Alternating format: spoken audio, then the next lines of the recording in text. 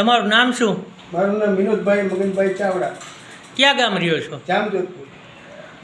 તમે શું તકલીફ હતી તમને? મને કમરમાં તકલીફ હતી.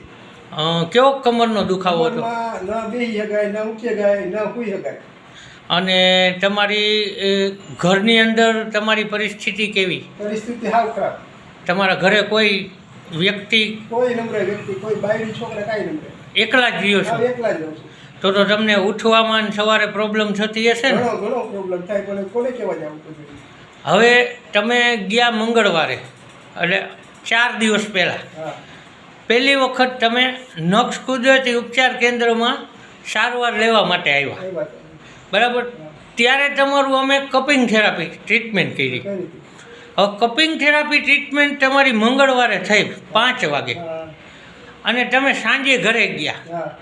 પછીથી 4 દિવસમાં તમને શું ડિફરન્સ બતાવે? દિવસમાં એટલું કે 5 વાગે કર્યું અને રાતના 12 વાગે 50% ફેર પડ્યો અને સવારે સાવ કમ્પ્લીટ થઈ ગયું.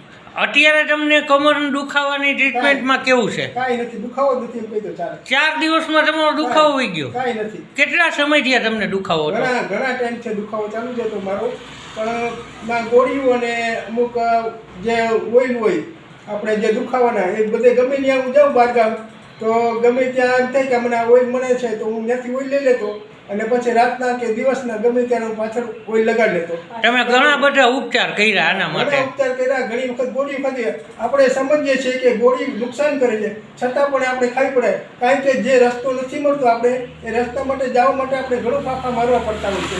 અત્યારે આ રસ્તો મને અહીં તમારી ત્યાં મળી ગયો છે તો મને એનાથી ઘણો ફાયદો અને ઘણું સારું છે. અત્યારે તમારી કમર સાવ મટી ગઈ છે? સાવ મટી ગઈ છે. પછી તમને પગમાં તકલીફ થાય તો પગમાં તમે શું કરો છો? હું જ્યારે મને દુખાવો થાય ને ત્યારે ઇસ્ત્રી ઘસું મારે.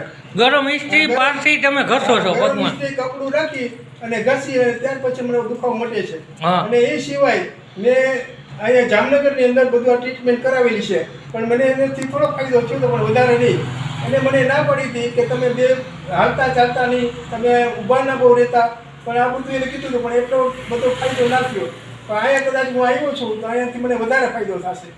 અને અત્યારે તમારી ઓલરાઈટ કમર મટી ગઈ છે? હાવ હાવ મટી ગઈ, કાંઈ છે જ નહીં એમ કીધું. ઘણા વર્ષોનો તમારો કમરનો દુખાવો 4 દિવસમાં વહી ગયો? એક જ દિવસમાં, 4 દિવસમાં નહીં, એક જ દિવસમાં. 1 કલાક જ હા, આપણે ટ્રીટમેન્ટ કરી, 1 જ કલાક કરી. 1 કલાકની અંદર તમારો દુખાવો નીકળી ગયો. સવારે કાંઈ નથી એમ કહી દો, કંઈ નથી થાવ દુખાવો. અને તમે કામ શું કરો છો? દરજી કામ. તો તમારે પગની ને કમરની ને બેસવાની જ તમારે આખો દિવસ કામ હોય? અહીં તો બધાય ઘણા એમ કહેતા હતા કે તમે નીચે પગ રાખો ને એટલે તમને આ તકલીફ થશે.